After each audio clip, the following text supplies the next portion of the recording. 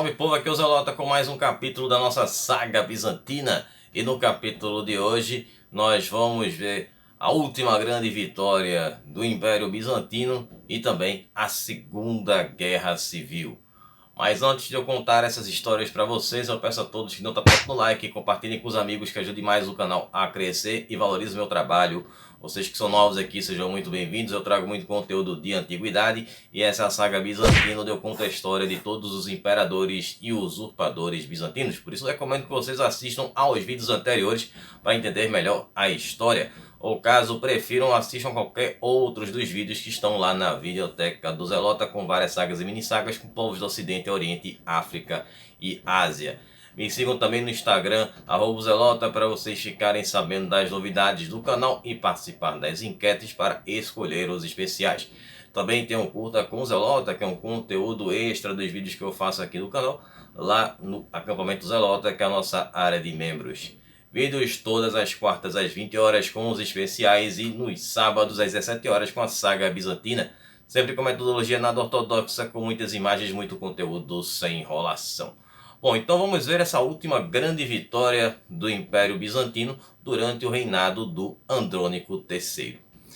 Bom pessoal, com o fim daqueles conflitos que nós vimos no último vídeo, entre o Império Bizantino e a Sérvia e a Bulgária, enfim, foi tenso, foi bastante complicado para os bizantinos, algumas perdas, mas enfim, seguindo adiante, o Andrônico decidiu que era hora de reconquistar os territórios que pertenceram ao Império Bizantino e que eram aqueles estados separatistas que estavam lá na Grécia. Bom, então em 1333, o senhor da Tessália, que era o Estevão Gabrielópolo, ele faleceu e aí ficou a Tessália em um verdadeiro caos político. E aí tinha um governador bizantino lá na Tessalônica que, seguindo as ordens do Andrônico III, ele aproveitou, invadiu e subjugou a Tessália. Então, com a anexação da Tessália, ele expandiu ali as fronteiras do Império Bizantino até as fronteiras com o Ducado Catalão de Atenas. Bom, essa iniciativa do Andrônico III foi bastante contestada pelas tribos albanesas e também pelo déspota do Épiro, que era o João Orsini, que se opôs a essa anexação de território pelos bizantinos. Bom, tanto ele quanto os albaneses entraram em conflito contra o Andrônico III e foram derrotados. Bom, poucos meses depois desse conflito, aconteceu que o João Orsini faleceu repentinamente e também de forma misteriosa. E aí ele foi sucedido pela sua esposa, que era a Ana Paleóloga. Bom, é da família, né? Porque o filho dela, que era o mais novo que tinha direito ao trono, ainda era muito novo, que era o Nicéforo II. Então ela assumiu como regente, mas acaba se tornando submissa a Bizâncio. Bom, 2 anos depois, o Andrônico III ele reprimiu uma rebelião feita pelos albaneses. Então, depois de ele reprimir essa rebelião, ele aproveitou e foi lá e conquistou o Épiro de uma vez por todas, chegando na capital e tomando o território para ele. Então, o despotato do Épiro foi anexado ao território do Império Bizantino, assim encerrando de uma vez por todas esse território que foi independente e que se tornou um rival do antigo Império de Nicéia quando Constantinopla caiu. E assim nós tivemos a unificação dos povos gregos novamente junto com Bizâncio. Mas ainda faltavam algumas coisas. Alguns meses depois que aconteceu essa conquista do Épiro e também a anexação de Tessalônica, aconteceu uma revolta separatista dentro do Épiro. Só que essa revolta foi organizada pelos angevinos. Só que aí eles não tiveram sucesso. Eles tentaram conseguir o apoio de todas as cidades que estavam ali no Épiro mas só conseguiram o da cidade de Arta. As outras cidades permaneceram leais ao imperador. E aí foi que o governador João Ângelo ele conseguiu controlar essa situação e aproveitou e prendeu o sucessor ali, o potencial novo governante do Épiro, que era o Nicéforo II, e foi colocado em um exílio, mas ficou em um lugar bastante luxuoso, vivendo uma vida muito boa, mas sendo monitorado pelos bizantinos. Então, com essa conquista contra os anveginos e depois todos aqueles estados, aqueles feudos de origem dos cruzados e que apoiavam os angevinos e que eram também de origem grega, romperam essa aliança com os angevinos e se uniram a Constantinopla. E aí sim teríamos em definitivo toda a Grécia, ou no caso o mundo grego, unificado novamente dentro do império do território bizantino. Bom, e aí nós tivemos o repentino fim do reinado do Andrônico III. Bom, porque ele faleceu de forma repentina em 1341, quando ele tinha apenas 44 anos de idade.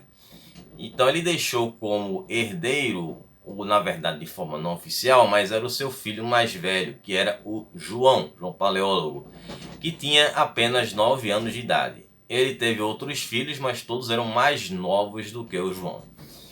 E isso vai levar a um período regencial e vai ter uma senhora guerra civil, é o que a gente vai falar agora aqui, e o Império Bizantino vai entrar em um caminho sem volta. Portanto, essa conquista que nós acabamos de ver aí foi a última vitória do Império Bizantino. Agora é só problemas e só decadência.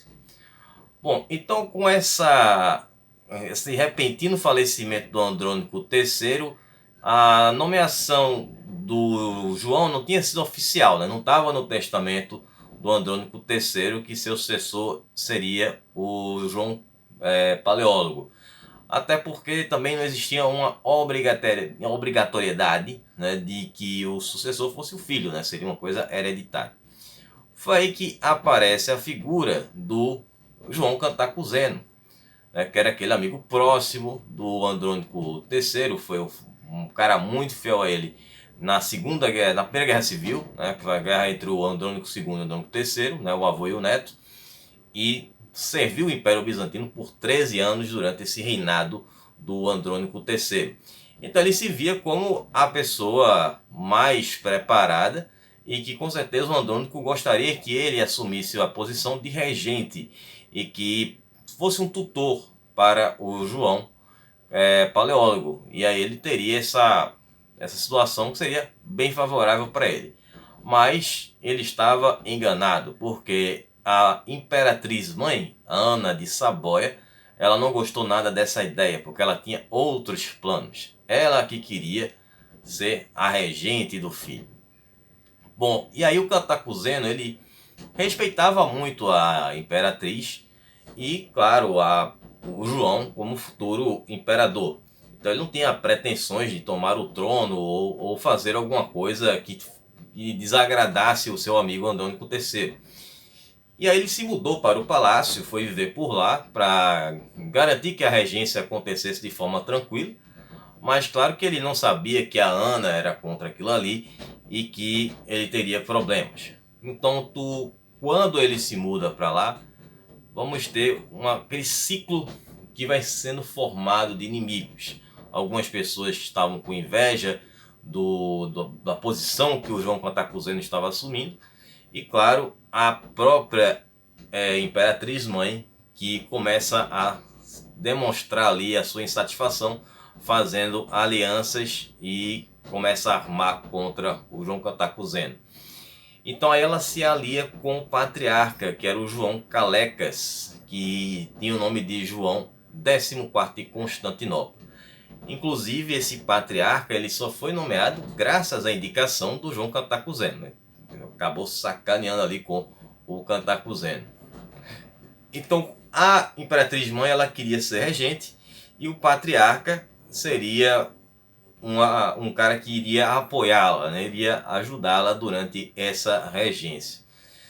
E aí o Cantacuzeno sentiu aquele cheiro de armação e se mandou de Constantinopla e foi até de Dimoteico, na Trácia, onde lá ele vai conseguir apoiadores e acaba sendo coroado como imperador no dia 26 de outubro de 1341. Bom, e claro que ele se tornando um imperador, vamos ter uma guerra civil. E essa guerra civil durou 6 anos e também contou com a participação de reinos estrangeiros, os mesmos que vocês já conhecem. Bom, os primeiros anos dessa guerra, a Ana, que contou com o apoio dos búlgaros, conseguiu algumas vitórias contra o João Cantacuzeno. Ela, além de ter os búlgaros, ela, com a saída do João Cantacuzeno, que era o chefe do exército, o grande comandante do exército bizantino, ela acabou substituindo o João Cantacuzeno pelo Aleixo Apocalco, que também estava dentro daquele trio que tinha apoiado o Andrônico III na Primeira Guerra Civil. E aí o Aleixo Apocalco conseguiu essas vitórias para Ana e seus partidários. E aí quem tinha apoiado o João Cantacuzeno era considerado ali traidor, então teve suas terras tomadas. Então, como eu falei, os búlgaros tinham apoiado a Ana nessa guerra civil. E o João Cantacuzeno iria precisar também de apoio. Foi aí que ele foi buscar a ajuda de quem? Dos sérvios. E na época os sérvios eram reinados ainda pelo Estevão Ureses IV, como a gente viu no vídeo passado. E aí o Estevão Ureses vai acabar entrando nessa confusão, né, vendo ali uma possibilidade de ter um ganho para o seu reino. Agora ele só entra nessa história porque a esposa dele, que era a Helena, o convence a abrir os olhos dele para que ele poderia se aproveitar dessa guerra civil e abocanhar alguns territórios para o reino da Sérvia. Bom, então foi acordado o seguinte entre os dois, que qualquer território que eles conquistassem ficaria para cada um. Ou seja, o que João conquistasse ficaria para ele, dentro da sua formação de imperador bizantino, e os Temureses IV, o que ele pegasse ficaria para o reino da Sérvia. Bom, era um acordo que eu acho muito desfavorável para o João Cantacuzeno, mas pelo visto ele estava meio que desesperado para se tornar imperador. Então, aqueles territórios que pertenciam ao Cantacuzeno o apoiaram e ele passa a utilizar o nome de João VI. E aí o Ureses começou a fazer sua campanha. E aí ele primeiro conquistou a Albânia. Bom, a Albânia era um certo ponto até inimiga dos bizantinos. E depois ele vai e conquista a maior parte da Grécia. E aí foi então que o Cantacuzeno percebeu, né, que essa aliança não estava sendo nada benéfica para o Império Bizantino, porque os sérvios, que tinham um exército muito forte, estavam pegando territórios que pertenciam a Bizâncio e anexando ao seu próprio território. E foi aí que ele resolve romper essa aliança. Só que com isso ele agora tinha dois problemas: a guerra civil contra Ana de Saboia e também agora os sérvios. Então, para quem ele iria recorrer atrás de ajuda? Ele foi atrás de quem? Dos otomanos, que iriam ajudar o Cantacuzeno a recuperar os territórios que o Estevão Ureses havia usurpado naquele famigerado acordo. E aí os otomanos aceitaram fazer essa aliança e inclusive o João VI acaba se tornando um grande amigo do sultão Orcano I. E aí, para selar essa amizade, aconteceu um casamento da irmã do João, que era a Teodora Cantacuzeno, com o Orcano I. Só que aí ela não teve que abrir mão do cristianismo, não teve que se converter na fé otomana, ela se manteve como cristã, né? Apesar de que provavelmente Orcano I tinha outras esposas. Bom, em troca dessa aliança, os otomanos ficariam com um assentamento que era em Galípoli, ficava no leste da Trácia. Então seria o primeiro território que os otomanos iriam ocupar na Europa. E esse local ficou sendo ocupado por eles durante esse período da guerra e também posterior. Então essa aliança com os otomanos vai custar a popularidade do João, porque era um inimigo claro que os bizantinos tinham, né? Os otomanos tomaram a Ásia Menor, assim como todas aquelas outras tribos turcas. E aí os otomanos seguiram com o que foi acordado e derrotaram os sérvios na Batalha de Estefaniana, em maio de 1344. Bom, os sérvios eles foram derrotados pelos otomanos, mas não foram eliminados de vez, a ameaça não tinha sido eliminada. Urezes IV ele conseguiu reorganizar o exército dele em 1345 e ele ocupou a península de Calcídia, que ia até o território de Monte Athos, e esse território pertencia ao João VI, nos domínios que o João teve ali, que foram os territórios que tinham apoiado a sua coroação. Então Urezes ele entra na cidade de Serres na véspera de Natal, sendo proclamado o czar e autocrata dos sérvios e dos gregos, com o objetivo de ter todo esse apoio e se tornar o bastião do cristianismo ortodoxo contra a ameaça muçulmana dos otomanos. E aí a coroação de Urezes, claro que não foi completa, porque ele teria que ser coroado, obviamente, pelo patriarca de Constantinopla. Então, como ele não teria o patriarca de Constantinopla para coroá-lo, ele resolveu empossar um novo patriarca.